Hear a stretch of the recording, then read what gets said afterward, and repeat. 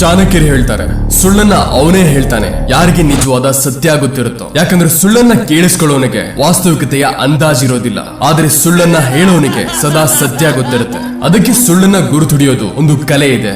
ಸ್ನೇಹಿತರೆ, ಇವತ್ತಿನ ಈ ವಿಡಿಯೋ ತುಂಬಾ ಸ್ಪೆಷಲ್ ಇದೆ. ಯಾಕಂದ್ರೆ ಇವತ್ತು ನಾವು ಒಂದು ಈ ರೀತಿ ಕಲೆನ ಕಲಿಯೋದಕ್ಕೆ ಹೋಗ್ತಿದೀವಿ. ಅದು ಜೀವನದ ಎಲ್ಲಾ ದಾರಿಲೂ ನಿಮ್ಮ ಕೆಲಸಕ್ಕೆ ಬರುತ್ತೆ. ಸುಳ್ಳನ್ನ ಕಂಡುಹಿಡಿಯುವ ಕಲೆ ಮತ್ತೆ ಈ ಕಲೆನ ಕಲಿಯೋದು ಪ್ರತಿಯೊಬ್ಬ ವ್ಯಕ್ತಿಗೆ ಅವಶ್ಯಕತೆ ಇದೆ. ಯಾರು ತನ್ನ ಜೀವನನ ಸತ್ಯದ ರಸ್ತೆ ಮೇಲೆ ತಗೊಂಡು ಹೋಗ್ಬೇಕು ಅಂತ ಇರ್ತಾನೋ. ಈ ವಿಡಿಯೋದಲ್ಲಿ ನಾವು ತಿಳಿಯೋಣ ಹೇಗೆ ನೀವು ಸುಳ್ಳನ್ನ ಸುಲಭವಾಗಿ ಕಂಡುಹಿಡಿಬಹುದು, ಯಾವ ಸಂಕೇತಗಳ ಮೇಲೆ ಗಮನ ಕೊಡಬೇಕು ಮತ್ತೆ ಯಾವುದರಿಂದ ಎಚ್ಚರವಾಗಿರಬೇಕು. ಆದ್ರೆ ಅದಕ್ಕಿಂತ ಮುಂಚೆ ನಾನ್ ನಿಮಗೆ ಒಂದು ಕತೆ ಹೇಳ್ತೀನಿ. ಅದು ಚಾಣಕ್ಯ ಮತ್ತೆ ಅವರ ಶಿಷ್ಯ ಚಂದ್ರಗುಪ್ತನದು. ಈ ಕತೆ ನಿಮಗೆ ಕೇವಲ ಇನ್ಸ್ಪೈರ್ ಮಾಡೋದಿಲ್ಲ, ಬದಲಿಗೆ ಇದನ್ನ ಕಲಿಸುತ್ತೆ ಹೇಗೆ ಚಾಣಕ್ಯರು ತಮ್ಮ ತೀಕ್ಷ್ಣ ಬುದ್ಧಿ ಮತ್ತೆ ಅವಲೋಕನದಿಂದ ಸುಳ್ಳನ್ನ ಕ್ಷಣ ಮಾತ್ರದಲ್ಲಿ ಕಂಡುಹಿಡಿಯೋದು. ಅದಕ್ಕೆ ಈ ವಿಡಿಯೋನ ಕೊನೆ ತನಕ ತಪ್ಪದೇ ನೋಡಿ. ಯಾಕಂದ್ರೆ ಇವತ್ತು ನೀವು ಯಾವುದನ್ನ ಕಲಿಯೋದಕ್ಕೆ ಹೋಗ್ತಿದ್ದೀರೋ ಅದು ನಿಮ್ಮ ಜೀವನನ ಬದಲಿಸಬಹುದು. ಸೊ ಈ ವಿಡಿಯೋಗೆ ನಿಮ್ಮ ಪ್ರೀತಿ ಒಂದು ಲೈಕ್ ಕೊಟ್ಟು ಚಾನೆಲ್ ನ ಮರಿದೇ ಸಬ್ಸ್ಕ್ರೈಬ್ ಮಾಡ್ಕೊಳ್ಳಿ. ನಡೀರಿ ಶುರು ಮಾಡೋಣ. ಒಂದು ದಿನ ಚಂದ್ರಗುಪ್ತ ತಮ್ಮ ಗುರು ಚಾಣಕ್ಯನ ಹತ್ರ ಬಂದ್ರು. ಅವರ ಮುಖದಲ್ಲಿ ಬೇರೆ ತರಹದ ಚಿಂತೆ ಇತ್ತು. ಅನ್ಕೊಳ್ಳಿ ಅವ್ರೇನೋ ಮುಚ್ಚಿಡ್ತಿರೋ ರೀತಿ. ಚಾಣಕ್ಯರು ಅವರ ಕಡೆ ನೋಡಿದ್ರು ಮತ್ತೆ ಶಾಂತ ಸ್ವರದಲ್ಲಿ ಕೇಳಿದ್ರು, ಚಂದ್ರಗುಪ್ತ, ಏನ್ ವಿಷಯ? ನಿನ್ನ ಮನಸ್ಸು ಇವತ್ತ್ಯಾಕೆ ಬೇಜಾರಾಗಿದೆ? ಚಂದ್ರಗುಪ್ತ ನಗ್ತಾ ಉತ್ತರ ಕೊಟ್ಟ, ಗುರುದೇವ, ಏನೂ ಇಲ್ಲ, ಕೇವಲ ಯುದ್ಧದ ತಯಾರಿಗಳಲ್ಲಿ ತೊಡಗಿದ್ದೆ, ಎಲ್ಲಾ ಸರಿಯಾಗಿದೆ. ಆದ್ರೆ ಅವರ ಕಣ್ಣುಗಳು ಬೇರೆ ಏನೋ ಹೇಳ್ತಿತ್ತು. ಚಾಣಕ್ಯರು ಗಮನಿಸಿದ್ರು ಆ ಚಂದ್ರಗುಪ್ತನ ನಕಲಿ ನಗುವನ್ನ ಮತ್ತೆ ಅವರ ಶಬ್ದದಲ್ಲಿ ತೆಳುವಾದ ಕಂಪನವಿತ್ತು. ಚಾಣಕ್ಯರು ನಗ್ತಾ ಹೇಳಿದ್ರು, ಚಂದ್ರಗುಪ್ತ, ನೀನು ನನ್ನ ಶಿಷ್ಯ, ನನ್ನಿಂದ ಬಚ್ಚಿಡುವ ಯಾವುದೇ ಅವಶ್ಯಕತೆ ಇಲ್ಲ, ಹೇಳು ಏನ್ ವಿಷಯ? ಚಂದ್ರಗುಪ್ತ ಮತ್ತೆ ನಗ್ತಾ ಮಾತನ್ನ ಮರೆಸೋ ಪ್ರಯತ್ನ ಮಾಡ್ದ. ಗುರುದೇವ, ನೀವೇನ್ ಪ್ರತಿ ಸೇರಿ ತರ ನನ್ನ ಮನಸ್ಸಿನ ಮಾತನ್ನ ಓದ್ಬಿಡ್ತೀರಾ? ನಿಜವಾಗ್ಲೂ ಏನೂ ಆಗಿಲ್ಲ. ಆದ್ರೆ ಚಾಣಕ್ಯರಿಗೆ ಅರ್ಥ ಮಾಡ್ಕೊಳ್ಳೋದಕ್ಕೆ ತಡ ಆಗ್ಲಿಲ್ಲ. ಅವರು 2 ನಿಮಿಷದ ಒಳಗಡೆ ಚಂದ್ರಗುಪ್ತನ ಸುಳ್ಳನ್ನ ಕಂಡುಹಿಡಿದ್ರು. ಚಾಣಕ್ಯರು ಶಾಂತ ಆದ್ರೆ ದೃಢ ಸ್ವರದಲ್ಲಿ ಹೇಳಿದ್ರು, ಚಂದ್ರಗುಪ್ತ, ನೀನೇನ್ ಹೇಳಿದ್ಯೋ ಅದು ನಿಜ ಅಲ್ಲ. ನೀನು ನಿನ್ನೆ ರಾತ್ರಿ ಒಂದು ಗುಪ್ತ ಸಭೆ ಮಾಡಿದ್ದೆ. ಅದರಲ್ಲಿ ನೀನು ಕೆಲವು ಸೈನಿಕರ ಜೊತೆ ಸೇರಿ ಒಂದು ಉಪಾಯ ಮಾಡಿದೆ. ಮತ್ತೆ ಆ ಉಪಾಯನ ನೀನ್ ನನ್ನಿಂದ ಬಚ್ಚಿಡ್ತಿದ್ಯಾ? ನಾನ್ ಸರಿಯಾಗಿ ಹೇಳದ್ನ? ಚಂದ್ರಗುಪ್ತ ಸ್ತಬ್ಧನಾಗೋದ್ರು. ಅವರ ಕಣ್ಣುಗಳು ಆಶ್ಚರ್ಯದಿಂದ ತುಂಬೋಯ್ತು. ಅವರು ಧೈರ್ಯ ಮಾಡ್ಕೊಂಡು ಹೇಳಿದ್ರು, ಗುರುದೇವ, ನಾನಂತೂ ತುಂಬಾ ಆತ್ಮವಿಶ್ವಾಸದ ಜೊತೆ ಹೇಳಿದ್ದೆ. ನೀವು ಇದನ್ನ ಅಷ್ಟು ಸುಲಭವಾಗಿ ಹೇಗೆ ಕಂಡಿಡಿದ್ರಿ? ದಯವಿಟ್ಟು ನನಗೂ ಈ ಕಲೆನ ಕಲಿಸಿ. ಚಾಣಕ್ಯರು ನಗ್ತಾ ಹೇಳಿದ್ರು, ನನ್ನ ಶಿಷ್ಯ, ಸುಳ್ಳು ಕಂಡುಹಿಡಿಯೋದು ಯಾವುದೇ ಚಮತ್ಕಾರ ಅಲ್ಲ, ಬದಲಿಗೆ ಒಂದು ಕಲೆ ಇದೆ. ಅದು ಅವಲೋಕನೆ, ಧೈರ್ಯ ಮತ್ತೆ ಬುದ್ಧಿಯಿಂದ ಬರುತ್ತೆ. ಇವತ್ತು ನಾನು ನಿನಗೆ ಇದನ್ನ ಕಲಿಸ್ತೀನಿ, ಹೇಗೆ ನೀನು ಸುಳ್ಳನ್ನ ಕಂಡುಹಿಡಿದು ಅದರ ನಿಜವಾದ ಸತ್ಯ ತಿಳ್ಕೊಳ್ಳೋದು. ಆದ್ರೆ ಮೊದಲು ನಾನು ನಿನಗೆ ಮತ್ತೊಂದು ಕಥೆನ ಹೇಳ್ತೀನಿ. ಅದು ನಿನಗೆ ಈ ಕಲೆಯ ಮಹತ್ವ ತಿಳಿಸೋದು. ಒಂದು ಚಿಕ್ಕ ಊರಿತ್ತು. ಹಚ್ಚ ಹಸಿರು, ಶಾಂತ ಮತ್ತೆ ಪ್ರಾಮಾಣಿಕ ಜನಗಳಿಂದ ತುಂಬಿರೋ ಸ್ಥಳ. ಅದೇ ಊರಲ್ಲಿ ಒಬ್ಬ ವ್ಯಾಪಾರಿ ಇರ್ತಿದ್ದ. ಅವನ ಹೆಸರಿತ್ತು ಧರ್ಮ. ಇವನ ತುಪ್ಪದ ಅಂಗಡಿ ಇಡೀ ಊರಲ್ಲಿ ಪ್ರಸಿದ್ಧವಾಗಿತ್ತು. ಜನ ಹೇಳ್ತಿದ್ರು, ಇವನ ಅಂಗಡಿಯ ತುಪ್ಪ ಎಲ್ಲಕ್ಕಿಂತ ಶುದ್ಧವಾಗಿರೋ ಹಸುವಿನ ಹಾಲಿಂದ ತಯಾರಿಸೋದು, ಎಲ್ಲಕ್ಕಿಂತ ಪರಿಮಳವಾದ ಮತ್ತೆ ರುಚಿಕರ. ಧರ್ಮನ ಅಂಗಡಿಯಲ್ಲಿ ಸದಾ ಜನರ ಗುಂಪು ನಿಲ್ತಿತ್ತು. ದೂರ ದೂರದಿಂದ ಅವನ ಹತ್ರ ಜನ ತುಪ್ಪ ತಗೊಳ್ಳೋದಕ್ಕೆ ಬರ್ತಿದ್ರು. ಅವನ ಕಾರುಬಾರು ತುಂಬಾ ಚೆನ್ನಾಗಿ ನಡೀತಿತ್ತು. ಅವನ ಹತ್ರ ಹಣ, ಮಾನ, ಸನ್ಮಾನ ಎಲ್ಲ ಇತ್ತು. ಆದ್ರೆ ಮನುಷ್ಯನ ಮನಸ್ಸು ತುಂಬಾ ಚಂಚಲವಾಗಿರುತ್ತೆ. ಹಣ ಸಿಕ್ಕಿದ ಮೇಲೂ ದುರಾಸೆಯ ನಶೆ ಇಳಿಲಿಲ್ಲ.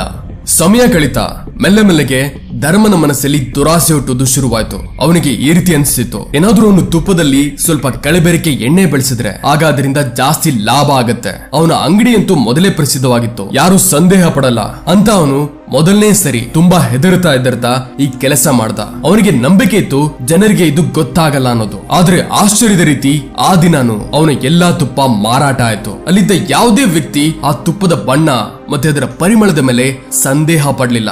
ಇದನ್ನ ನೋಡಿ ಅವನ ವಿಶ್ವಾಸ ಹೆಚ್ಚಾಯ್ತು. ಈಗ ಅವನು ಪ್ರತಿದಿನ ತುಪ್ಪದಲ್ಲಿ ಎಣ್ಣೆ ಬೆರೆಸ್ತಿದ್ದ. ಖರ್ಚು ಕಡಿಮೆ ಆಯ್ತು, ಲಾಭ ಹೆಚ್ಚಾಯ್ತು. ಈಗ ಅವನ ಅದೇ ಲೆಕ್ಕ ಪುಸ್ತಕ ಚಿನ್ನದ ರೀತಿ ಹೊಳಿತಿತ್ತು. ಅವನು ಹೊಸ ಮನೆ ಕಟ್ತ, ಅಂಗಡಿನ ಇನ್ನು ದೊಡ್ಡದಾಗಿ ಮಾಡ್ದ, ಊರಿನ ದೇವಸ್ಥಾನದಲ್ಲಿ ದಾನ ಕೊಡೋದು ಶುರು ಮಾಡಿದ್ದ. ಯಾಕಂದ್ರೆ ಜನ ಅವನಿಗೆ ಧರ್ಮಾತ್ಮ ಅಂತ ತಿಳ್ಕೊಳ್ಳೋದಕ್ಕೆ.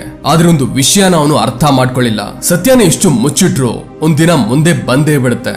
ಊರಿನ ಕೆಲವು ವಯಸ್ಸಾದವರು ಮೆಲ್ಲ ಮೆಲ್ಲಗೆ ತುಪ್ಪದ ಪರಿಮಳದಲ್ಲಿ ಮತ್ತೆ ಅದರ ರುಚಿಯಲ್ಲಿ ವ್ಯತ್ಯಾಸನ ಅನುಭವಿಸಿದ್ರು. ಮಕ್ಕಳು ತುಪ್ಪ ತಿಂದ ಮೇಲೆ ಹೊಟ್ಟೆ ನೋವು ಶುರುವಾಗ್ತಿತ್ತು. ಕೆಲವು ಹೆಂಗಸರು ಹೇಳಿದ್ರು, ಮೊದಲಿನ ತರ ಈಗ ರುಚಿ ಇಲ್ಲ. ಆದ್ರೆ ಯಾರುವೇ ಧೈರ್ಯ ಮಾಡಿ ಅದರ ಬಗ್ಗೆ ಧ್ವನಿ ಎತ್ತಲಿಲ್ಲ. ಯಾಕಂದ್ರೆ ಧರ್ಮ ಈಗ ದೊಡ್ಡ ವ್ಯಕ್ತಿ ಆಗಿದ್ದ, ಧರ್ಮ ಅಲ್ಲ ಧರ್ಮಣ್ಣ ಆಗಿದ್ದ. ಆದ್ರೆ ಊರಲ್ಲಿ ಒಬ್ಬ ಸಾಧು ಬಂದ. ಅವನು ದೂರದಿಂದ ಯಾತ್ರೆ ಮಾಡ್ತಿದ್ದ. ಎಲ್ಲೇ ಹೋದ್ರು ಅಲ್ಲಿನ ದೇವಸ್ಥಾನದಲ್ಲಿ ನಿಲ್ತಿದ್ದ, ಮತ್ತೆ ಅಲ್ಲಿನ ಜನಗಳ ಮನಸ್ಸಿನ ಮಾತನ್ನ ಕೇಳ್ತಿದ್ದ. ಯಾವಾಗ ಅವನು ಈ ಊರು ತಲುಪದ್ನೋ ಆಗ ಅವನುವೇ ಧರ್ಮನ ಅಂಗಡಿಯಿಂದ ತುಪ್ಪ ಖರೀದಿ ಮಾಡ್ದ.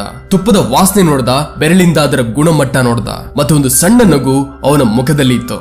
ಸಾಧು ಊರಿನ ಜನಗಳನ್ನ ಕರೆದ ಮತ್ತೆ ಹೇಳ್ದ, ಯಾಕ್ರಪ್ಪ, ಏನ್ ನಿಮಗನ್ಸ್ತಿಲ್ವಾ ಈ ತುಪ್ಪದಲ್ಲಿ ಏನೋ ಕಡಿಮೆ ಇದೆ ಅಂತ? ಜನ ಸುಮ್ಮನಿದ್ರು. ಹೆದರಿಕೆಯಿಂದ ಜನ ಏನೂ ಹೇಳಿಲ್ಲ. ಸಾಧು ನಗ್ತಾ ಹೇಳ್ದ, ಸರಿ, ನಾಳೆ ಬೆಳಿಗ್ಗೆ ಊರಿನ ದೇವಸ್ಥಾನದಲ್ಲಿ ಎಲ್ಲಾ ಸೇರಿ ಅಲ್ಲಿ ಇವನ ಸತ್ಯ ಹೊರಗೆ ತೆಗಿತೀನಿ. ಮುಂದಿನ ಬೆಳಗ್ಗೆ ಇಡೀ ಊರೇ ದೇವಸ್ಥಾನದಲ್ಲಿ ಬಂದು ಸೇರಿದ್ರು. ಸಾಧು ಧರ್ಮನಿಗೂ ಕರೆಸ್ತಾ ಎಲ್ಲರ ಕಣ್ಣು ಅವನ ಮೇಲಿತ್ತು. ಸಾಧು ಒಂದು ಬಟ್ಟಲಲ್ಲಿ ತುಪ್ಪ ತಗೊಂಡು ಅದರಲ್ಲಿ ಸ್ವಲ್ಪ ಹತ್ತಿ ಹಾಕಿ ಅದರಿಂದ ದೀಪ ಮಾಡ್ದ. ಯಾವಾಗ ತುಪ್ಪದ ದೀಪನ ಹಚ್ಚಿದ್ರೋ ಆಗ ಅದರಲ್ಲಿ ಕಪ್ಪು ಹೊಗೆನೂ ಬಂತು ಮತ್ತೆ ಕೆಟ್ಟ ವಾಸನೆನೂ ಬಂತು. ಎಲ್ಲರೂ ಆಶ್ಚರ್ಯರಾಗೋದ್ರು.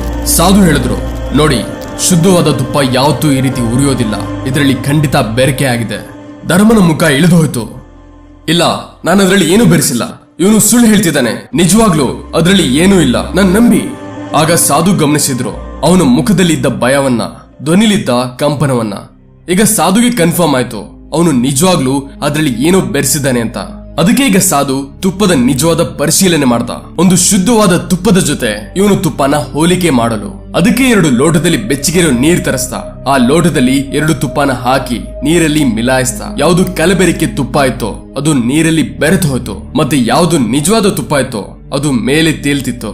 ಈಗ ಸಾಧು ಆ ತುಪ್ಪನ ಕೈ ಮೇಲಿಟ್ಟು ಜನರಿಗೆ ತೋರಿಸ್ತಾನೆ, ನೋಡಿ, ಕೈ ಮೇಲೆ ನಿಜವಾದ ತುಪ್ಪ ಇಟ್ರೆ ಅದು ಕರಗಿ ಜಾರು ಹೋಗುತ್ತೆ, ಬೆರಕೆ ಆಗಿರೋ ತುಪ್ಪ ಹಾಗೆ ಇರುತ್ತೆ ನೋಡಿ ಅಂತ ತೋರಿಸ್ತಾ.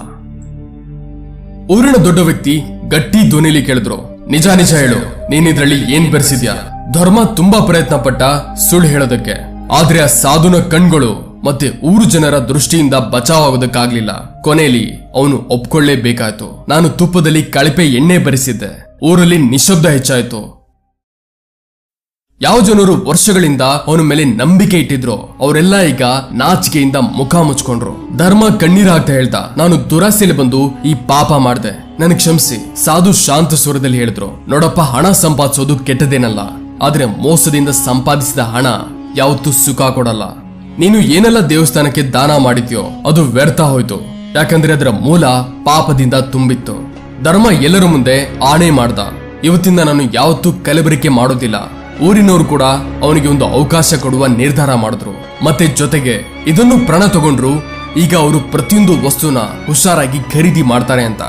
ಚಂದ್ರಗುಪ್ತ, ಈ ಕಥೆಯಿಂದ ನಿನಗೆ ಏನು ಕಲಿಯೋದಕ್ಕೆ ಸಿಕ್ತು? ಎಲ್ಲಕ್ಕಿಂತ ದೊಡ್ಡ ಕಲಿಕೆ ಏನಂದ್ರೆ, ಮನುಷ್ಯ ಬದಲಿಗೆ ಎಷ್ಟೇ ದೊಡ್ಡ ಬುದ್ಧಿವಂತ ಆಗಿರಲಿ, ಸತ್ಯನ ಅಡಗಿಸೋದಕ್ಕಾಗಲ್ಲ. ಸುಳ್ಳಿನ ಪರದೆ ಒಂದಿನ ಬಿದ್ದೇ ಹೋಗುತ್ತೆ. ಎರಡನೇದು, ವ್ಯಾಪಾರದಲ್ಲಿ ಪ್ರಾಮಾಣಿಕತೆ ಎಲ್ಲಕ್ಕಿಂತ ದೊಡ್ಡ ಹಣ. ಯಾರು ಸತ್ಯನ ಹಿಡ್ಕೋತಾನೋ ಅವನೇ ನಿಜವಾದ ವ್ಯಾಪಾರಿ ಆಗ್ತಾನೆ. ಈ ಕಥೆಯ 3ನೇ ರಹಸ್ಯನೂ ಇದೆ, ಜನರ ಕಣ್ಣುಗಳು. ಏನಾದ್ರೂ ಒಬ್ಬ ವ್ಯಕ್ತಿನೂ ಜಾಗರೂಕನಾದ್ರೆ ಆಗ ಅವನು ಊರು ಜನರ ಕಣ್ಣು ತೆರೆಸಬಹುದು. ಯಾವ ತರ ಆ ಸಾಧು ಮಾಡಿದ್ನೋ. ಇದರ ಅರ್ಥ ಏನಂದ್ರೆ, ಯಾವಾಗ ಸಮಾಜದ ಕಣ್ಣುಗಳು ಮುಚ್ಚೋಗುತ್ತೋ ಆಗ ಮೋಸ ಮಾಡೋ ಜನರು ಹೆಚ್ಚಾಗ್ತಾರೆ. ಆದ್ರೆ ಯಾವಾಗ ಜಾಗರೂಕತೆ ಬರುತ್ತೋ ಆಗ ಮೋಸದ ಅಂತ್ಯ ಆಗತ್ತೆ. ಮತ್ತೆ ಚಂದ್ರಗುಪ್ತ, ಈ ಸಾಧು ಕೇವಲ ಆ ವ್ಯಾಪಾರಿನ ಸುಧಾರಿಸಲಿಲ್ಲ, ಬದಲಿಗೆ ಇಡೀ ಊರಿಗೆ ಕಲಿಸ್ತಾ, ಕೇವಲ ಕಣ್ಣನ್ನ ಮುಚ್ಕೊಳ್ಳೋದ್ರಿಂದ ಸತ್ಯಾಂಶ ಅಡಗೋದಿಲ್ಲ. ಏನಾದ್ರೂ ಊರಿನವರು ಶುರುಳೆ ಈ ಸತ್ಯನ ಕಂಡುಹಿಡಿದಿದ್ರೆ ಆಗ ಕಲಬೆರಕೆ ತುಪ್ಪದಿಂದ ಮಕ್ಕಳಿಗೆ ಕಷ್ಟ ಆಗ್ತಿರ್ಲಿಲ್ಲ. ಅದಕ್ಕೆ ರಾಜ್ಯ ನಡೆಸಬೇಕಾದ ಸಮಯ ಮತ್ತೆ ಯಾವುದೇ ಪದವಿಯಲ್ಲಿ ಇದ್ದಾಗ ನೀನುವೇ ಜಾಗೃತವಾಗಿರ್ಬೇಕು. ಯಾವಾಗ ನಿನ್ನ ಕೆಳಗಿರೋರು ನಿನ್ನ ಜೊತೆ ಚಾಪಲುಸಿ ಮಾಡಿದ್ರೆ ಆಗ ಅವನ ಮಾತಿನ ಹಿಂದೆ ಇರೋ ಉದ್ದೇಶಗಳನ್ನ ನೋಡು. ಯಾವಾಗ ಒಬ್ಬ ನಿನಗೆ ಸಲಹೆ ಕೊಡ್ತಾನೋ ಆಗ ಅವನ ಮನಸ್ಸಿನ ಸತ್ಯ ಕಂಡಿಡಿ. ಪ್ರತಿಯೊಂದು ಶಬ್ದ, ಪ್ರತಿಯೊಂದು ವ್ಯವಹಾರ, ಪ್ರತಿಯೊಂದು ನಗುವಿನ ಹಿಂದೆ ಇರೋ ಸತ್ಯನ ಅರ್ಥ ಮಾಡ್ಕೋ. ಮತ್ತೆ ನೆನಪಿಡು, ಯಾವ ವ್ಯಾಪಾರಿ ದುರಾಸೆಯಲ್ಲಿ ಬಿದ್ನೋ ಅವನು ತನ್ನ ಪ್ರತಿಷ್ಠೆನ ಕಳ್ಕೋತಾನೆ. ಈಗಲೂ ಊರಿನವರು ಅವನನ್ನ ಸಂದೇಹದ ದೃಷ್ಟಿಯಲ್ಲಿ ನೋಡ್ತಾರೆ. ಮನುಷ್ಯದ ಜೀವನದಲ್ಲಿ ಒಂದ್ಸಾರಿ ಅವನ ಮೇಲಿದ್ದ ನಂಬಿಕೆ ಮುರಿದೋದ್ರೆ ಆಗ ಮತ್ತೆ ಮೊದಲಿನ ತರ ಇರೋದಿಲ್ಲ. ಚಂದ್ರಗುಪ್ತ ತಲೆ ಕೆಳಗೆ ಮಾಡಿ ಹೇಳ್ದ, ಆಚಾರ್ಯ, ನನಗೆ ಅರ್ಥ ಆಯ್ತು. ನಾನು ರಾಜ್ಯದಲ್ಲಿ ಮತ್ತೆ ಜೀವನದಲ್ಲಿ ಸತ್ಯವನ್ನೇ ಎಲ್ಲಕ್ಕಿಂತ ದೊಡ್ಡ ಧರ್ಮ ಅನ್ಕೊಳ್ತೀನಿ. ಬದಲಿಗೆ ನನ್ನ ಮುಂದೆ ಎಷ್ಟೇ ದುರಾಸೆ ಇದ್ರೂ ಸರಿ, ನಾನು ಯಾವತ್ತೂ ಅನ್ಯಾಯ ಮತ್ತೆ ಮೋಸ ಮಾಡಲ್ಲ. ಆಗ ಚಾಣಕ್ಯರು ಹೇಳಿದ್ರು, ಚಂದ್ರಗುಪ್ತ, ನಾನು ನಿನಗೆ ಕೆಲವು ಈ ರೀತಿ ನಿಯಮಗಳನ್ನ ಹೇಳೋದಕ್ಕೆ ಹೋಗ್ತಾ ಇದ್ದೀನಿ. ಅದರ ಸಹಾಯದಿಂದ ಯಾವುದೇ ವ್ಯಕ್ತಿಯ ಸುಳ್ಳನ್ನ ತುಂಬಾ ಸುಲಭವಾಗಿ ಕಂಡುಹಿಡಿಯಬಹುದು. ಆದ್ರೆ ಈ ಕಲೆಯಲ್ಲಿ ಧೈರ್ಯ, ಚಾಣಾಕ್ಷತೆ ಮತ್ತೆ ನಿಪುಣಾಕ್ಷತೆ ಅವಶ್ಯಕತೆ ಇದೆ. ಅದಕ್ಕೆ ಬನ್ನಿ ಒಂದೊಂದು ನಿಯಮನ ಗಮನದಿಂದ ಅರ್ಥ ಮಾಡ್ಕೊಳ್ಳೋಣ. ನಿಯಮ 1, ಶಾರೀರಿಕ ಹಾವಭಾವದ ಮೇಲೆ ಗಮನ ಕೊಡಿ. ಯಾವಾಗೊಬ್ಬ ವ್ಯಕ್ತಿ ಸುಳ್ಳು ಹೇಳ್ತಾನೋ ಆಗ ಎಲ್ಲಕ್ಕಿಂತ ಮೊದಲು ಅವನ ಶರೀರದ ಭಾಷೆ ಬದಲಾಗುತ್ತೆ. ಅದು ಬದಲಿಗೆ ಅವನ ಶರೀರ ಏನೇ ಹೇಳ್ತಿದ್ರು ಸರಿನೇ, ಆದ್ರೆ ಅವನ ಹಾವಭಾವ ಸತ್ಯನ ತೋರ್ಸೇ ಬಿಡುತ್ತೆ. ಈ ನಿಯಮನ ಅರ್ಥ ಮಾಡ್ಕೊಳ್ಳೋದು ತುಂಬಾ ಸುಲಭ ಇದೆ. ಉದಾಹರಣೆಗೆ, ಏನಾದ್ರೂ ಒಬ್ಬ ನಿಮ್ಮ ಜೊತೆ ಮಾತಾಡ್ತಿದ್ರೆ ಮತ್ತೆ ಪದೇ ಪದೇ ತನ್ನ ಕಣ್ಣುಗಳನ್ನ ಆ ಕಡೆ ಈ ಕಡೆ ನೋಡ್ತಿದ್ರೆ ಆಗ ಇದು ಸಂದೇಹದ ಸಂಕೇತ ಇರ್ಬೋದು. ಸಾಮಾನ್ಯವಾಗಿ ಯಾವ ವ್ಯಕ್ತಿ ನಿಜ ಹೇಳ್ತಾನೋ ಅವನು ಮುಂದೆ ಇರುವವನ ಕಣ್ಣಲ್ಲಿ ಭಯ ಇಲ್ಲದೆ ನೋಡ್ತಾನೆ. ಆದ್ರೆ ಯಾರು ಸುಳ್ಳು ಹೇಳ್ತಿರ್ತಾನೋ ಅವನು ಮುಂದೆ ನೋಡೋದಕ್ಕೂ ಹೆದರ್ತಾನೆ ಅಥವಾ ಪದೇ ಪದೇ ಕೆಳಗೆ ನೋಡ್ತಾನೆ. ಸಾಕಷ್ಟು ಸರಿ ಜನ ತಮ್ಮ ಬಾಯಿ ಅಥವಾ ಮೂಗನ್ನ ಪದೇ ಪದೇ ಮೂಡ್ತಾರೆ. ಇದು ಆ ಸಂಕೇತ ಇದೆ ಅವರು ಒತ್ತಡದಲ್ಲಿ ಇರೋದು. ಯಾವಾಗ ಮೆದುಳು ಸುಳ್ಳನ್ನ ನುಂಗುತ್ತೋ ಆಗ ಶರೀರ ಒತ್ತಡನ ಅನುಭವಿಸುತ್ತೆ ಮತ್ತೆ ಕೈ ಗೊತ್ತಿಲ್ಲದೇನೆ ಬಾಯಿ ಅಥವಾ ಮೂಗಿನ ಹತ್ರ ಹೋಗುತ್ತೆ. ಇದನ್ನು ಬಿಟ್ಟು ಕಾಲಿನ ನಡವಳಿಕೆಗಳು ತುಂಬಾ ಹೇಳುತ್ತವೆ. ಸುಳ್ಳನ್ನು ಹೇಳೋ ವ್ಯಕ್ತಿ ಪದೇ ಪದೇ ಕಾಲನ್ನ ಅಲ್ಲಾಡಿಸ್ತಿರ್ತಾನೆ, ಕುರ್ಚಿ ಮೇಲೆ ಅನ್ಕಂಫರ್ಟಬಲ್ ಆಗಿ ಕೂತ್ಕೋತಾನೆ ಅಥವಾ ಪದೇ ಪದೇ ಪೊಸಿಷನ್ ಬದಲಿಸ್ತಾನೆ. ಇದೆಲ್ಲ ನಡವಳಿಕೆ ಅವನ ಒಳಗೆ ನಡೆಯುತ್ತಿರುವ ಪರಿಣಾಮವಾಗಿರುತ್ತೆ. ಎರಡನೆಯ ಮಹತ್ವಪೂರ್ಣ ನಿಯಮ ಇದೆ, ವ್ಯಕ್ತಿಯ ಧ್ವನಿಯ ಮೇಲೆ ಗಮನ ಕೊಡೋದು. ಯಾವಾಗ ಒಬ್ಬ ವ್ಯಕ್ತಿ ಸುಳ್ಳು ಹೇಳ್ತಾನೋ ಆಗ ಅವನ ಶಬ್ದದಲ್ಲಿ ಸ್ವಲ್ಪ ವ್ಯತ್ಯಾಸ ಬರುತ್ತೆ, ಆದ್ರೆ ಈ ವಿಷಯ ಅವನಿಗೂ ಗೊತ್ತಿರಲ್ಲ. ಉದಾಹರಣೆಗೆ, ಏನಾದ್ರೂ ಒಬ್ಬ ವ್ಯಕ್ತಿ ಸಾಮಾನ್ಯ ವಿಷಯದ ಮೇಲೆ ಮೆಲ್ಲಿಗೆ ಮಾತಾಡ್ತಾನೆ, ಆದ್ರೆ ಯಾವ್ದಾದ್ರು ಮುಖ್ಯ ಪ್ರಶ್ನೆ ಮೇಲೆ ತಕ್ಷಣ ಅವನ ಧ್ವನಿ ಜೋರಾಗಿ ಅಥವಾ ಕರ್ಕಶವಾಗೋದ್ರೆ ಆಗ ಇದು ಆ ಸಂಕೇತವಾಗ್ಬೋದು ಇವನು ಆ ಪ್ರಶ್ನೆಯಿಂದ ಹಿಂದೆ ಸರಿತಿದ್ದಾನೆ. ಇದೇ ರೀತಿ ಏನಾದ್ರೂ ಅವನು ಧ್ವನಿಲಿ ದಿಢೀರ್ ಅಂತ ಸ್ವಲ್ಪ ಅಡಚಣೆಗಳು ಬಂದ್ರೆ ಅದು ಯಾವ ತರ ಅಂದ್ರೆ ಆಗ ಇದು ಕೂಡ ಸುಳ್ಳು ಹೇಳುವ ಲಕ್ಷಣ ಇದೆ. ಯಾವಾಗ್ಲೂ ಕೆಲವು ಸರಿ ಸುಳ್ಳು ಹೇಳೋನು ತನ್ನ ಮಾತನ್ನ ಪದೇ ಪದೇ ಅದಕ್ಕೆ ಹೇಳ್ತಾನೆ, ಯಾಕಂದ್ರೆ ತನ್ನ ಮುಂದೆ ಇರೋನಿಗೆ ವಿಶ್ವಾಸ ಕೊಡಿಸೋದಕ್ಕೆ. ಅವನ ಮಾತುಗಳು ಈ ರೀತಿನೂ ಇರಬಹುದು, ಇಲ್ಲ ನಾನಲ್ಲಿ ಇರ್ಲೇ ಇಲ್ವಲ್ಲ, ನಿಜವಾಗ್ಲೂ ಇರ್ಲಿಲ್ಲ. ಈ ಮಾತುಗಳಿಂದ ಗೊತ್ತಾಗುತ್ತೆ ಅವನು ತನ್ನ ಸುಳ್ಳುಗಳನ್ನ ಅವನೇ ಸ್ವತಃ ಪಕ್ಕ ಅಂತ ಸಾಬೀತ್ ಮಾಡುವ ಪ್ರಯತ್ನ ಮಾಡ್ತಿದ್ದಾನೆ. ಮತ್ತೊಂದು ವಿಷಯ, ಧ್ವನಿಯ ಕಂಪನ. ಹೆದರ್ಕೊಂಡಿರೋ ಸುಳ್ಳು ಹೇಳೋ ವ್ಯಕ್ತಿ ಬೇಕಂದ್ರೂ ತನ್ನ ಶಬ್ದನ ಸ್ಥಿರ ಇಡೋದಕ್ಕೆ ಆಗೋದಿಲ್ಲ. ಅವನ ಶಬ್ದದಲ್ಲಿ ಮೃದು, ಸ್ವಲ್ಪ ನಡುಕು ಅಥವಾ ವೇಗ ಬರುತ್ತೆ. ಆ ಕಂಪನಗಳನ್ನ ಒಬ್ಬ ಅನುಭವ ಇರೋ ವ್ಯಕ್ತಿ ತಕ್ಷಣ ಕಂಡುಹಿಡಿತಾನೆ. ಆದ್ರೆ ಇಲ್ಲೂ ಜಾಗರೂಕತೆ ಅವಶ್ಯಕತೆ ಇದೆ. ಕೆಲವು ಜನರು ವೇದಿಕೆ ಮೇಲೆ ಹೇಳಬೇಕಾದ ಸಮಯ ಅಥವಾ ಯಾವಾಗ ಅಪರಿಚಿತ ವ್ಯಕ್ತಿ ಜೊತೆ ಮಾತಾಡ್ತಿರ್ತಾರೋ ಆಗ್ಲೂ ಭಯದ ಕಾರಣದಿಂದ ಈ ರೀತಿ ಸಂಕೇತಗಳನ್ನ ಕೊಡ್ತಾರೆ. ಅದಕ್ಕೆ ಯಾವಾಗಲೂ ಧ್ವನಿಯ ಆಧಾರದ ಮೇಲೆ ನಿರ್ಧಾರ ಮಾಡಬೇಡಿ. ಅವನು ಮುಖದ ಹಾವಭಾವ, ಕಣ್ಣುಗಳ ವೇಗ ಮತ್ತೆ ಶಾರೀರಿಕ ಸ್ಥಾನ ಕೂಡ ಜೊತೆಲಿ ಪರಿಶೀಲಿಸಿ. ನಿಯಮ 3, ಕಥೆಯಲ್ಲಿ ವಿರೋಧಾತ್ಮಕ ಮಾತನ್ನ ಕಂಡುಹಿಡಿಯೋದು. 2 ತರ ಮಾತುಗಳನ್ನ ಆಡೋದು. ಯಾವಾಗ ಒಬ್ಬ ವ್ಯಕ್ತಿ ಸುಳ್ಳು ಹೇಳ್ತಾನೋ ಆಗ ಅವನ ಮಾತಲ್ಲಿ ವಿರೋಧಾತ್ಮಕ ಇರೋದು ಸ್ವಾಭಾವಿಕ ಇದೆ. ನಿಜ ಕೇವಲ ಒಂದೇ ಇರುತ್ತೆ. ಅದಕ್ಕೆ ಯಾವ ವ್ಯಕ್ತಿ ಸತ್ಯ ಹೇಳ್ತಾನೋ ಅವನ ಕತೆ ಕೇವಲ ಒಂದೇ ತರ ಇರುತ್ತೆ. ಆದ್ರೆ ಯಾರು ಸುಳ್ಳು ಹೇಳ್ತಾನೋ ಅವನು ತನ್ನ ಮಾತುಗಳನ್ನ ಪದೇ ಪದೇ ಕಟ್ಟಬೇಕಾಗತ್ತೆ. ಮತ್ತೆ ಇದೇ ಬಲೆಯಲ್ಲಿ ಅವನು ಎಲ್ಲೋ ಒಂದು ಕಡೆ ಮೇಲೆ ಕೆಳಗೆ ಮಾಡಿ ತಗಲಾಕೋತಾನೆ. ಉದಾಹರಣೆಗೆ ಅನ್ಕೊಳ್ಳಿ, ಯಾರೋ ಒಬ್ಬ ಹೇಳ್ತಾನೆ, ನಿನ್ನೆ ನಾನು ಪೂರ್ತಿ ದಿನ ಮನೆಯಲ್ಲೇ ಇದ್ದೆ, ಆದ್ರೆ ಸ್ವಲ್ಪ ಹೊತ್ತು ನಂತರ ಹೇಳ್ತಾನೆ, ನನ್ನ ಸ್ನೇಹಿತನ ಜೊತೆ ಮಾರ್ಕೆಟ್ಗೆ ಹೋಗಿದ್ದೆ. ಇದು ವಿರೋಧಾತ್ಮಕ ಮಾತಿದೆ. 2 ಮಾತುಗಳು ಒಂದೇ ಸರಿ ನಿಜ ಆಗೋದಕ್ಕಾಗಲ್ಲ. ಇದೇ ರೀತಿ ಜನ ತಮ್ಮ ಮಾತುಗಳನ್ನ ಬದಲಿಸ್ತಿರ್ತಾರೆ ಮತ್ತೆ ಸುಳ್ಳಿನ ಪರದೆಗಳು ತೆಗಿತಾ ಹೋಗುತ್ತೆ. ಏನಾದ್ರೂ ನೀವು ಶಾಂತಿಯಿಂದ ಧೈರ್ಯದ ಜೊತೆ ಅವನ ಮೊದಲ ಮತ್ತೆ ನಂತರದ ಮಾತುಗಳ ಉತ್ತರವನ್ನ ಯಾವಾಗ ಜೋಡಿಸ್ತಿರೋ ಆಗ ನಿಮಗೆ ಈ ಅಂತರ ಕಾಣುತ್ತೆ. ಮುಖ್ಯವಾಗಿ ಆಗ ಯಾವಾಗ ನೀವು ಅವನಿಗೆ ಬೇರೆ ಬೇರೆ ರೀತಿಗಳಿಂದ ಒಂದೇ ವಿಷಯ ಕೇಳ್ತಿರೋ, ಕೆಲವು ಸರಿ ಅದೇ ಪ್ರಶ್ನೆನ ಮತ್ತೊಂದು ಸರಿ ಕೇಳಿದಾಗ ಅವನ ಉತ್ತರ ಬದಲಾಗತ್ತೆ. ಇದು ಕೂಡ ಸುಳ್ಳಿನ ಸಂಕೇತ ಇದೆ. ಜಾಗೃತ ಇರಿ. ಕೆಲವು ಸರಿ ವ್ಯಕ್ತಿ ನಿಜವಾಗ್ಲೂ ಮರಿಬಹುದು. ಅದಕ್ಕೆ ನಿಯಮದ ಜೊತೆಲಿ ಬೇರೆ ನಿಯಮಗಳ ಮೇಲೂ ಗಮನ ಕೊಡಿ. ನಿಯಮ 4, ಭಾವನೆಗಳ ಆಳವನ್ನ ಪರಿಶೀಲಿಸಿ. ಯಾವ ವ್ಯಕ್ತಿ ಸುಳ್ಳು ಹೇಳ್ತಾನೋ ಅವನ ಭಾವನೆಗಳು ಕೂಡ ಕೆಲವು ಸರಿ ಕಾಲ್ಪನಿಕ ಇರುತ್ತೆ. ಉದಾಹರಣೆಗೆ, ಏನಾದ್ರೂ ಒಬ್ಬ ವ್ಯಕ್ತಿ ತುಂಬಾ ಜಾಸ್ತಿ ಜೋರಾಗಿ ದುಃಖ ಅಥವಾ ಸಂತೋಷ ಪಡ್ತಿದ್ರೆ ಆದ್ರೆ ಅವನ ಕಣ್ಣಲ್ಲಿ ನೀರೇ ಇಲ್ಲ ಅಂದ್ರೆ ಅಥವಾ ಮುಖದ ಮೇಲೆ ನಿಜವಾದ ಭಾವನೆ ಕಾಣ್ತಿಲ್ಲ ಅಂದ್ರೆ ಆಗ ಇದು ಸಂದೇಹ ಪಡೋ ವಿಷಯ ಆಗ್ಬೋದು. ನಿಜವಾದ ಭಾವನೆಗಳು ಒಳಗಡೆಯಿಂದ ಬರುತ್ತೆ. ಅದಕ್ಕೋಸ್ಕರ ಹೆಚ್ಚು ಪ್ರಯತ್ನ ಪಡುವ ಅವಶ್ಯಕತೆ ಇರೋದಿಲ್ಲ. ಆದ್ರೆ ಸುಳ್ಳು ಹೇಳ್ಬೇಕಾದ್ರೆ ಒಬ್ಬ ವ್ಯಕ್ತಿ ಯೋಚಿಸಿ ಭಾವನೆಗಳನ್ನ ತೋರಿಸ್ತಾನೆ. ಅದಕ್ಕೆ ಅವನ ಶಬ್ದ, ಮುಖದ ಹಾವಭಾವ ಮತ್ತೆ ಕಣ್ಣಿನ ಹೊಳಪಲ್ಲಿ ವ್ಯತ್ಯಾಸ ಕಾಣುತ್ತೆ. ಉದಾಹರಣೆಗಾಗಿ, ಏನಾದ್ರೂ ಒಬ್ಬ ಸ್ನೇಹಿತ ನಿಮ್ಗೆ ಹೇಳ್ತಾರೆ ಅವನು ನೀವು ಮಾಡಿರೋ ಸಹಾಯದಿಂದ ತುಂಬಾ ಖುಷಿ ಇದ್ದಾನೆ ಅಂತ, ಆದ್ರೆ ಅವನ ಮುಖದಲ್ಲಿ ಆ ಖುಷಿ ಕಾಣಿಸ್ತಿಲ್ಲ ಅಂದ್ರೆ ಅಥವಾ ಅವನು ಪದೇ ಪದೇ ನಗೋ ಪ್ರಯತ್ನ ಮಾಡ್ತಿದ್ರೆ ಆಗ ಅರ್ಥ ಮಾಡ್ಕೊಳ್ಳಿ ಏನೋ ಸಮಸ್ಯೆ ಇದೆ. ಇದೇ ರೀತಿ ಸುಳ್ಳು ದುಃಖನ ತೋರಿಸೋ ವ್ಯಕ್ತಿ ಪದೇ ಪದೇ ಮುಖನ ಮುಟ್ಟಬಹುದು, ಕೆಳಗ್ ನೋಡಬಹುದು ಅಥವಾ ಮುಖ ತಿರುಗಿಸಬಹುದು. ಆದರೆ ಗಮನ ಇಡಿ, ಪ್ರತಿ ಸರಿ ಜಾಸ್ತಿ ಭಾವನೆ ತೋರಿಸೋದು ಸುಳ್ಳಿನ ಸಂಕೇತ ಇರೋದಿಲ್ಲ. ಕೆಲವು ಜನರು ಸ್ವಾಭಾವಿಕವಾಗಿ ನಾಟಕೀಯ ಇರ್ತಾರೆ. ಅದಕ್ಕೆ ಮಾತುಗಳ ಹಾವಭಾವ, ಶಬ್ದ ಎಲ್ಲವನ್ನ ಸೇರಿಸಿ ಯೋಚನೆ ಮಾಡಿ. ನಿಯಮ 5, ಸಮಯದ ಒತ್ತಡ ಮಾಡಿ. ಸುಳ್ಳು ಹೇಳುವ ವ್ಯಕ್ತಿ ತನ್ನ ಸುಳ್ಳನ್ನು ತಯಾರಿಸೋದಕ್ಕೆ ಸಮಯ ತಗೋತಾನೆ. ಏನಾದ್ರೂ ನೀವು ಅವನ ಮೇಲೆ ದಿಢೀರಂತ ಪ್ರಶ್ನೆಗಳ ಮಳೆ ಸುರಿಸಿದ್ರೆ ಅಥವಾ ತಕ್ಷಣ ಉತ್ತರಾನ ಕೇಳಿದ್ರೆ ಆಗ ಅವನು ಹೆದರ್ಕೋಬಹುದು ಅಥವಾ ನಿಂತು ಉತ್ತರ ಕೊಡ್ತಾನೆ. ಅನ್ಕೊಳ್ಳಿ, ನೀವು ಯಾರಿಗೋ ಕೇಳ್ತೀರಾ, ನೀನು ನಿನ್ನೆ ರಾತ್ರಿ ಎಲ್ಲಿದ್ದೆ, ಮತ್ತೆ ಅವನು ತಕ್ಷಣ ಉತ್ತರ ಕೊಡದೆ ಯೋಚನೆ ಮಾಡ್ತಿದ್ರೆ ಅಥವಾ ಆ ಕಡೆ ಈ ಕಡೆ ನೋಡ್ತಿದ್ರೆ ಆಗ ಇದರ ಅರ್ಥ ಏನಂದ್ರೆ ಅವನ ಮನಸ್ಸಲ್ಲಿ ಇದರ ಉತ್ತರ ಹುಡುಕ್ತಿದ್ದಾನೆ. ಬದಲಿಗೆ ಯಾರು ಸತ್ಯ ಹೇಳ್ತಾನೋ ಅವನು ಎಲ್ಲೂ ನಿಲ್ಲಿಸದೆ ಸ್ಪಷ್ಟವಾಗಿ ಉತ್ತರ ಕೊಡ್ತಾನೆ. ಅದಕ್ಕೆ ಯಾವಾಗೆಲ್ಲ ನಿಮ್ಗೆ ಬೇರೆಯವರ ಮೇಲೆ ಸಂದೇಹ ಬರುತ್ತೋ ಆಗ ತಕ್ಷಣ ಪ್ರಶ್ನೆ ಮಾಡಿ ಮತ್ತೆ ತಕ್ಷಣ ಉತ್ತರ ಕೇಳಿ. ಇದರಿಂದ ಸುಳ್ಳು ಹೇಳೋನ ಮನಸ್ಸಲ್ಲಿ ಭಯ ಹೆಚ್ಚಾಗತ್ತೆ ಮತ್ತು ಅವನ ಮುಖ ಮತ್ತೆ ಶರೀರದ ಹಾವಭಾವ ಬದಲಾಗತ್ತೆ. ಆದ್ರೆ ಗಮನ ಇಡಿ, ಕೆಲವು ಸರಿ ವ್ಯಕ್ತಿ ನಿಜ ಹೇಳ್ಬೇಕಾದ್ರೂ ಯೋಚಿಸೋದಕ್ಕೆ ಸಮಯ ತಗೋತಾನೆ. ಯಾವ ತರ ಅಂದ್ರೆ ಲೈಕ್ ಆ ಪ್ರಶ್ನೆ ಹೇಳ್ದೇ ಇದ್ರೆ ಅಥವಾ ಆ ವ್ಯಕ್ತಿ ಸುಸ್ತಾಗಿದ್ರೆ. ಅದಕ್ಕೆ ಕೇವಲ ಈ ಆಧಾರದ ಮೇಲೆ ಅಭಿಪ್ರಾಯ ಕೊಡಬೇಡಿ, ಬಾಕಿ ನಿಯಮಗಳನ್ನು ಕೂಡ ಜೊತೆಲಿ ನೋಡಿ. ನಿಯಮ 6, ಹೆಚ್ಚು ಹೇಳುವ ವಿಷಯಗಳ ಮೇಲೆ ಗಮನ ಇಡಿ. ಸುಳ್ಳು ಹೇಳುವ ವ್ಯಕ್ತಿ ತನ್ನ ಮಾತಲ್ಲಿ ನಂಬಿಕೆ ಬರೆಸೋದಕ್ಕೆ ತುಂಬಾ ಕೆಲವು ಅನವಶ್ಯಕ ವಿಷಯಗಳನ್ನ ಹೇಳ್ತಾನೆ. ಅವನು ಚಿಕ್ಕ ಘಟನೆಗಳ ಬಗ್ಗೆ ಹೇಳ್ತಾನೆ, ಅದು ನಿಜವಾದ ಪ್ರಶ್ನೆಗೆ ಸೇರದೇ ಇರೋದು.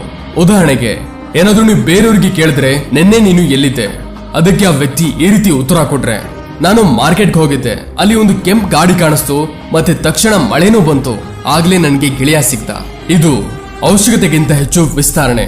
ನಿಜ ಹೇಳೋನು ನೇರ ಉತ್ತರ ಕೊಡ್ತಾನೆ, ನಾನು ಮಾರ್ಕೆಟ್ಗೆ ಹೋಗಿದ್ದೆ ಅಷ್ಟೇ.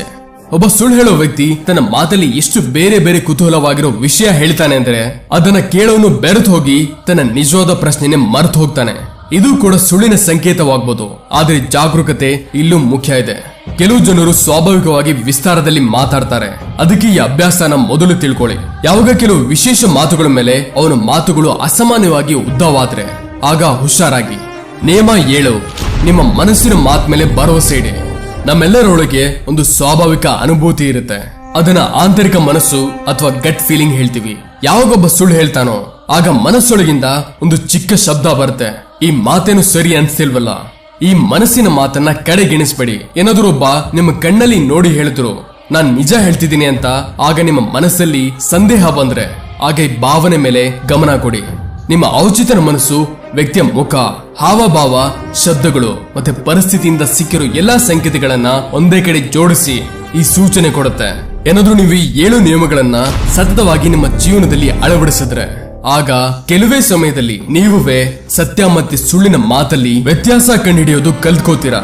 ಆದ್ರೆ ಹುಷಾರಾಗಿ ಯೂಸ್ ಮಾಡಿ, ಯಾಕಂದ್ರೆ ಇದರಿಂದ ಸಂಬಂಧಗಳು ಹಾಳಾಗಬಹುದು.